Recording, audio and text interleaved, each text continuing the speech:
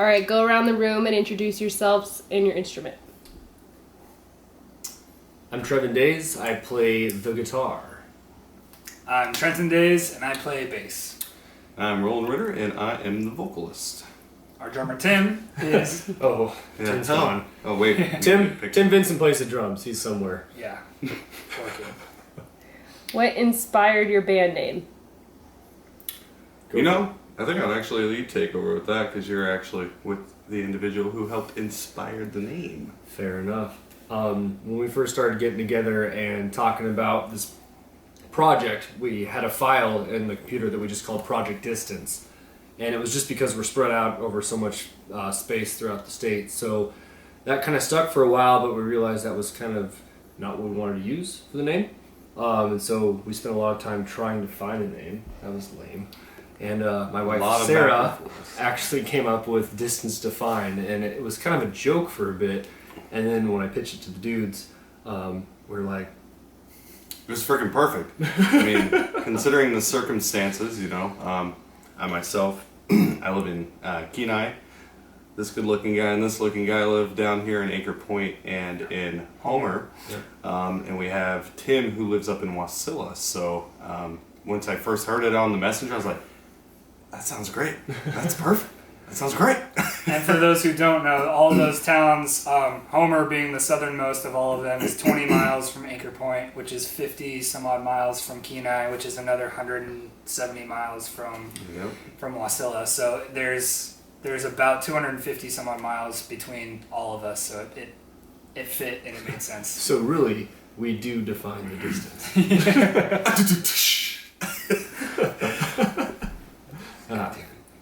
What would you say is your biggest accomplishment as a band? You know, I think it was right after our first show, we got invited to open for August Burns Red. So I would say that right there, just after one show, we got invited to play one of the biggest shows of our careers as a young band. So Yeah. It was incredible. Like I would definitely say that speaks for all of us, that was probably our funnest moment.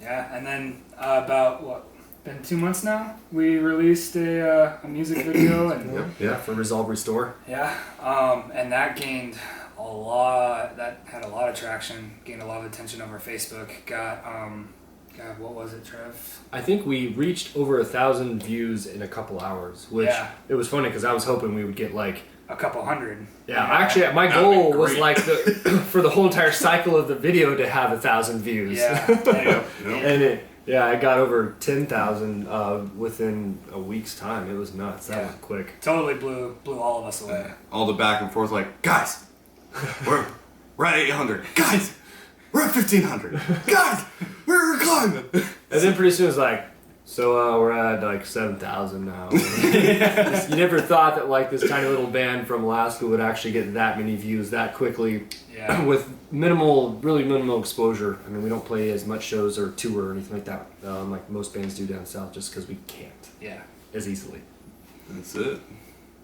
What four bands would you say is the perfect lineup, you being the fifth band?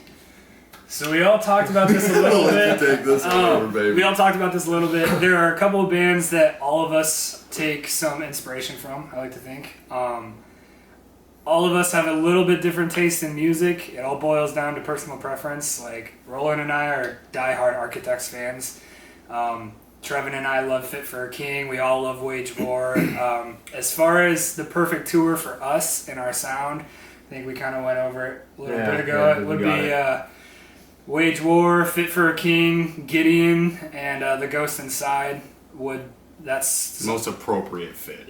We would. I feel like our sound. Yeah, we'd plug right into it. And a lot of those bands, I mean, just have all had some form of inspiration on all of us. So it makes the most sense. And I feel like if they're a fan of those bands, they would be a fan of us because those are definitely where a lot of our inspiration, comes from. Absolutely. What do you do as a band in order to prepare for a big show? We drive. 4 hours. Wait, Yeah, five. 5 hours. About Yes. 5-hour drive from my place all the way up to Tim's to prep for a show, any show. Yeah. Most of our shows are in Anchorage, which is like the biggest city in Alaska. I think there's like 300,000 people or so. But either way, most of our shows are there, and that requires us to drive. And since we can only get together so often, normally we kind of team it up into two things. It's a drive to practice once, maybe twice through the set, and then it's showtime, baby. Load up, get ready.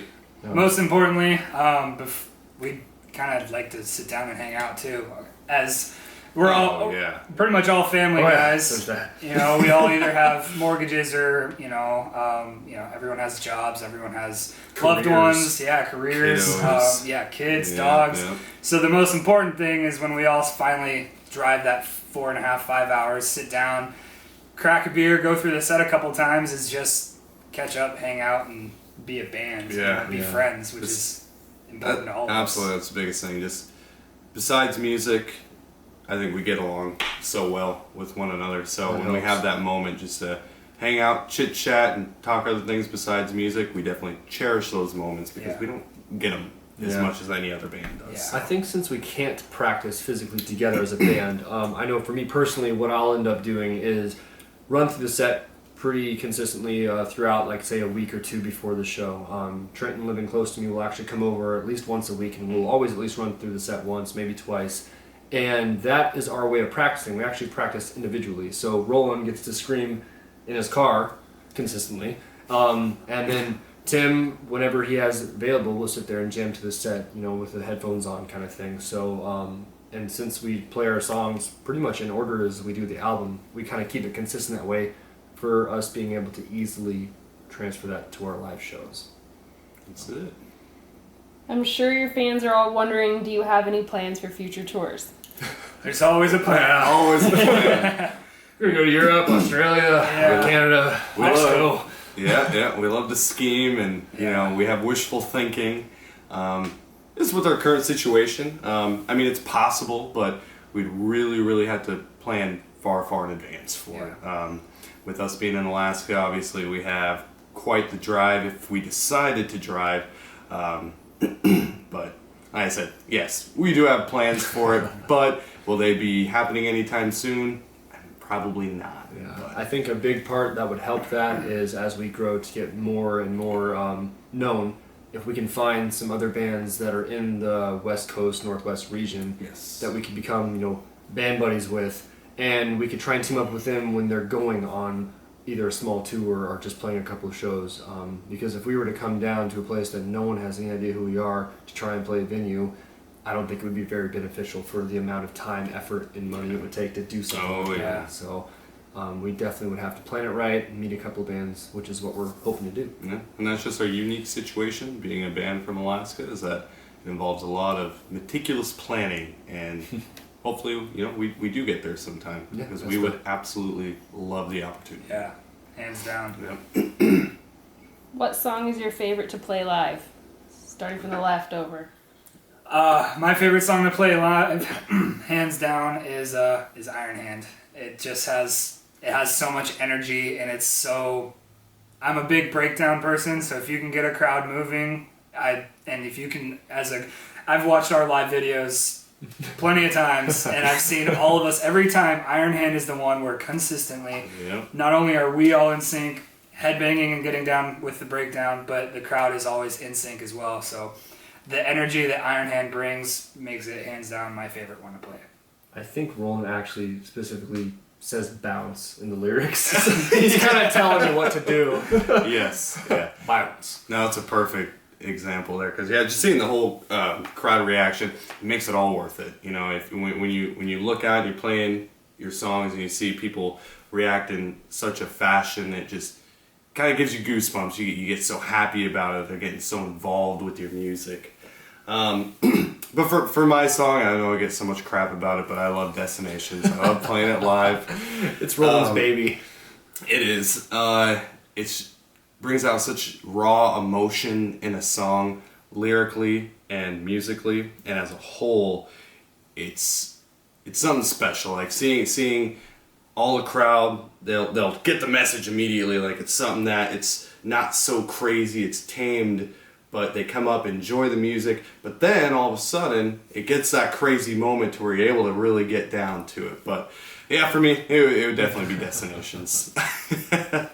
Yeah, I think on top of those, one that's fun for me to play is Convalescent, and mainly it's just the way the guitar work is lined up. It's a lot of fun to play. There's a lot going on for me, so it's pretty like interesting not only to play, but it sounds cool.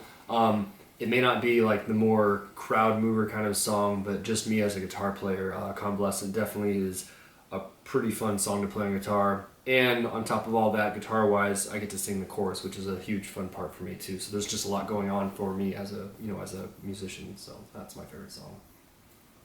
All right, last question. What is the craziest thing that has ever happened at one of your shows? People showed up. Yeah, that's always a nice plus when you actually see people coming in. Yeah. But I think our last show was definitely the most craziest moment. I think Trenton takes the cake. Yeah. So our last show, I made. I won't call it an amateur mistake, but it was an amateur mistake. I'll call it. So I play with a wireless setup, and Taking the gloves off. I had just put fresh batteries in it earlier that day at practice, but the problem with that being, one, we were playing outdoors, two, I left my stuff plugged in, and so it was a little cold, the battery got drained, and the very last song, Destinations, my wireless went out. Completely, it carried all the way through to the end of controller, and then as soon as we were getting ready to play Destinations, I'm sitting there, there's nothing going on. I feel like I handled it relatively well. There's actually a part in Destinations that I scream as like the pre-chorus kind of thing. So I put my bass down, stole the mic from Roland, screamed it, handed it back, jumped off the stage, got into the mosh pit, and went away with it. So we at least had one person in the mosh pit. Yeah, That show. yeah. No, there was two. It was him. Yeah. That show is actually not too bad. I think as a whole, we this band has definitely seen its woes as far as shows are concerned. I mean, the last outdoor show that we did, we kind of had to create our own sound from it. One part of it completely messed up, so last minute we have to switch soundboards, get everything going again. We had a dying speaker.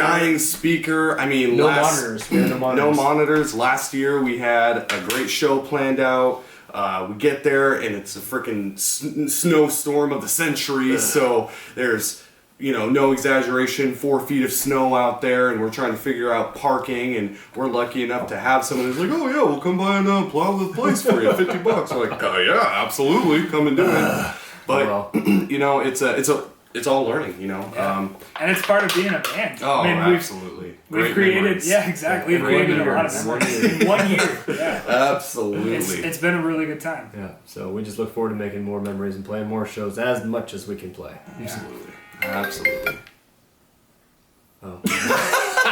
Is that might be? Anyways, we'll call it good. I think that's the end of the interview, and thanks for joining. We've been Distance Defined, or 3/4 of it. That's it, yeah, as much as we could.